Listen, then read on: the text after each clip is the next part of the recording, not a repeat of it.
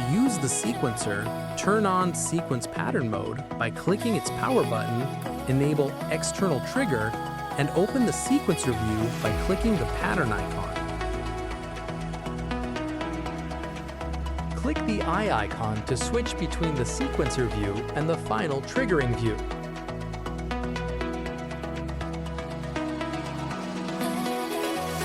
Click the top right name icon to switch between sequencers. Each sequencer is labeled and dedicated to a specific stutter parameter.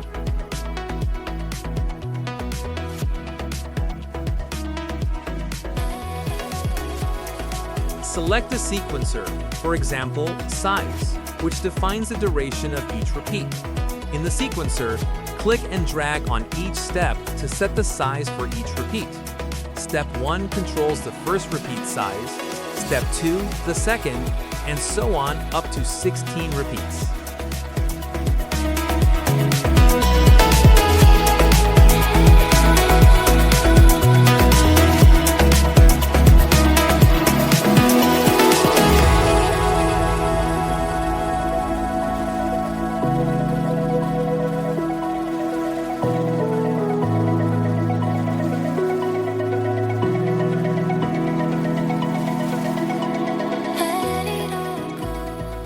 You can do the same for all other sequencers. Each step controls one repeat.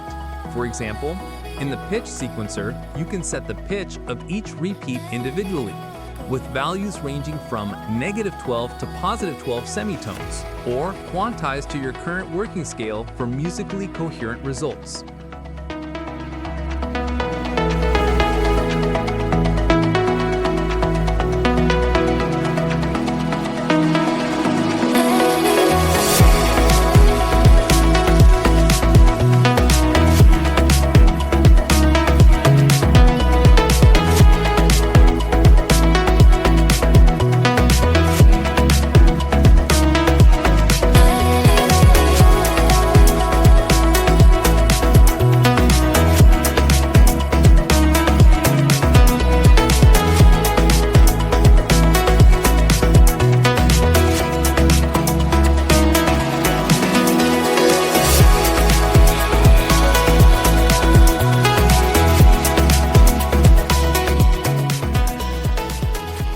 For the source sequencer, you can set the audio source for each repeat.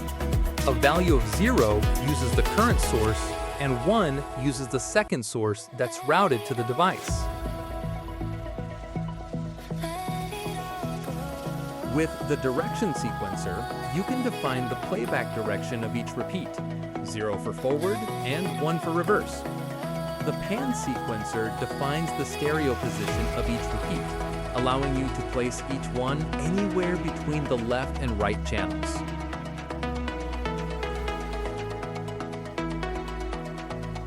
With the disc type sequencer, you can choose a distortion type for each repeat.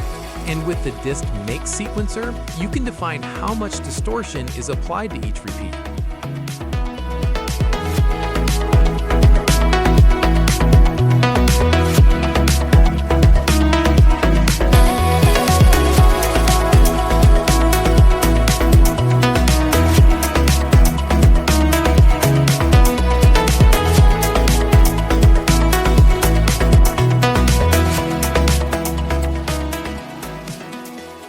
The filter sequencer lets you set a filter type for each repeat. Click and drag on a step to select the desired filter type. The display shows the exact type you've chosen.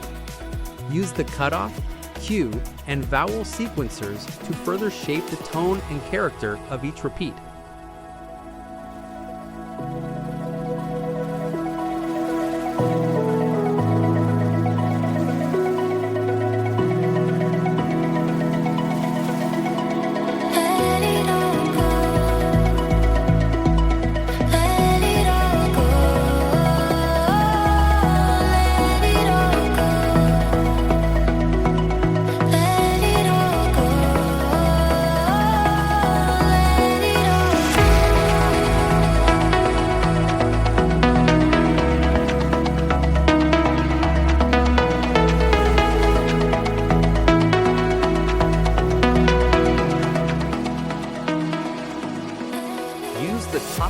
icons next to the eye icon to switch between edit mode and preset visualization mode to view saved presets.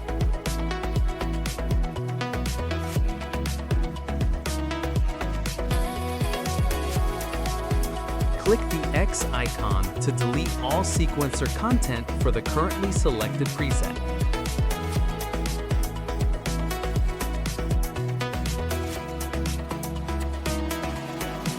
Preset number box sets the current preset you are editing.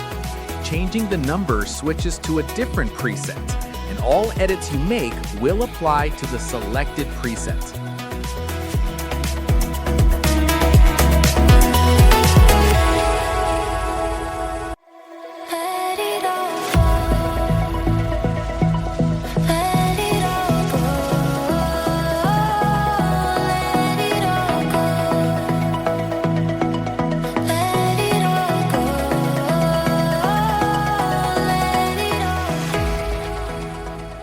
Random icon. Click it to fill all sequencers with random values.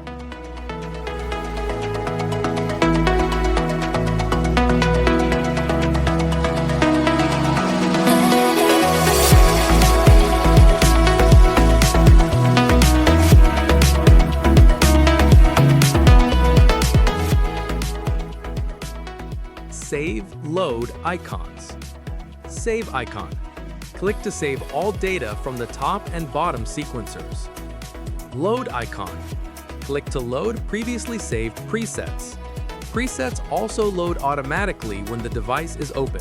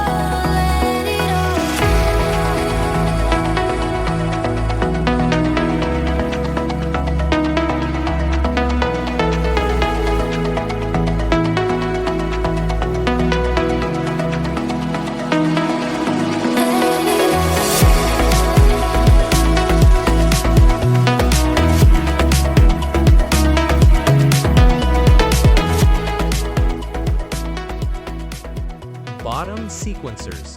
Control the scheduler triggering, preset selection, number of repeats, and per repeat reverb.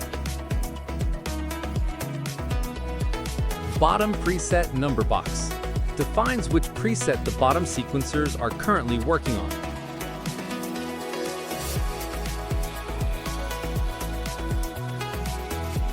Trigger sequencer defines when a trigger is sent to the engine to start a stutter event. Each step sets a timing interval. For example, step 1 equals 1 bar sends the first trigger after 1 bar, and step 2 equals 8 bars sends the next trigger 8 bars later. Preset sequencer determines which saved preset is used for each stutter event when a trigger is sent. For example, step 1 equals preset 1. The first trigger uses preset 1. Step 2 equals preset 5. The second trigger uses preset 5. The preset number set by the preset sequencer tells the engine which top sequencer preset to use when a stutter event starts. Each of these presets contains all the safe settings for the stutter parameters. Reps sequencer sets the number of repeats for each stutter event. Reverb sequencer controls the dry-wet reverb amount for each repeat individually. Example of how scheduler triggering works. Top sequencers define the behavior of each repeat, for example, size, pitch, filter, for 16 repeats. Bottom sequencers control the timing and structure of stutter events. Trigger sequencer sets when a stutter event starts. Preset sequencer determines which saved preset from the top sequencers is used for that event. Reps sequencer defines the number of repeats for the event.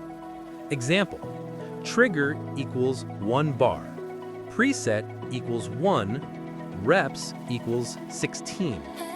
This configuration starts a stutter event 1 bar later, plays 16 repeats, and applies all parameter settings from preset 1.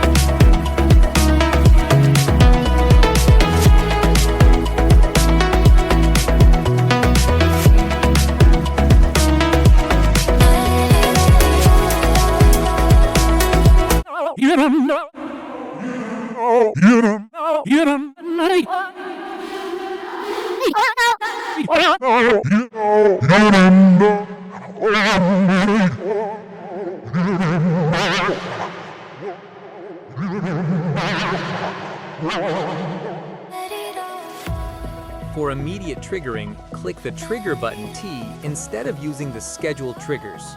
You've got to twist my you've got to twist my got to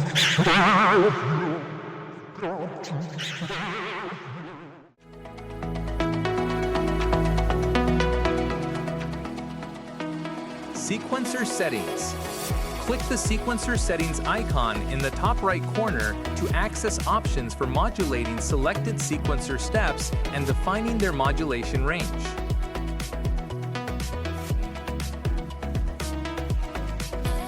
In the Steps menu, select the sequencer, for example, reverb.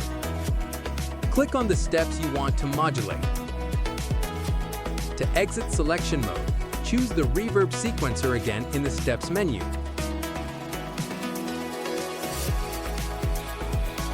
Now, turn the right slider up to 1 to start the modulation, and use the left slider to control the modulation speed.